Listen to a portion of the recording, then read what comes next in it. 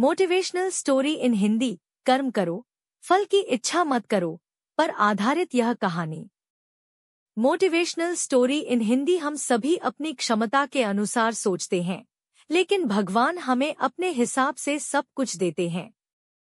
हम छोटा मांगते हैं और कई बार भगवान हमें उनके देने की क्षमता के आधार पर कुछ अच्छा और बड़ा दे देते हैं। Motivational story in Hindi. एक राजा था जो अपनी प्रजा का बहुत ख्याल रखता था। वह अपनी प्रजा के बीच जाता और उनकी समस्याओं को सुनता था। वह कोशिश करता था कि वह उनकी समस्याओं को दूर कर सके। उसकी कर्तव्यनिष्ठा के चर्चे दूर दूर तक फैले हुए थे। एक बार राजा अपने राज्य में भ्रमण करने के लिए निकले हुए थे, तब उनके कुर्ते का एक बटन टूट गया। यह देख राजा ने अपने मंत्री तो तुरंत बुलाया और उसे आदेश दिया कि वो गांव से एक अच्छे दर्जी को बुला लाएं, जो उनके कुर्ते का बटन लगा दे। यह सुन मंत्री ने गांव में दर्जी की खोज शुरू कर दी। संयोग से उन्हें एक दर्जी भी मिल गया।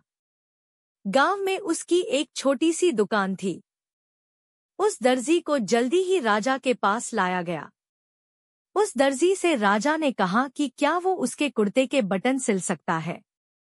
दर्जी ने कहा कि यह तो बड़ा ही आसान काम है। दर्जी ने अपने थैले से धागा निकाला और कुर्ते का बटन लगा दिया। राजा बेहद खुश हुआ और उससे पूछा कि वो उन्हें कितने पैसे दे। इस पर दर्जी ने कहा कि इतने से काम के लिए वो पैसे नहीं ले सकता है। इस पर राजा ने कहा कि वो इसकी कीमत जरूर देंगे। दर्जी ने सोचा कि उसने तो बस धागा ही लगाया है, तो उसके 2 रुपए मांग लेता हूँ। फिर दर्जी ने सोचा कि कहीं राजा यह न सोचे कि इतने से काम के 2 रुपए तो गांव वालों से कितना पैसा लेता होगा। यह सब सोच समझकर दर्जी ने कहा कि वो अपनी इच्छा से जो भी देंगे वो ले। यह सुन राजा ने अपनी हैसियत के मुताबिक उसे 2 गांव देने का फैसला किया। राजा ने कहा कि कहीं समाज में उसका रुतबा छोटा न हो जाए, इसलिए उसने यह आदेश दिया। दर्जी ने मन में सोचा कि कहाँ तो वो 2 रुपए मांग रहा था और कहाँ वो 2 गांव का मालिक बन गया। सीख। इस कहानी से हमें यह सीख मिलती है कि हम सभी अपनी क्षमता के अनुसार सोचते हैं, लेकिन भगवान हमें अपने हिसाब से सब कुछ देते हैं। हम छोटा मांगते हैं और कई बार भगवान हमें उनके देने की क्षमता के आधार पर कुछ अच्छा और बड़ा दे देते हैं।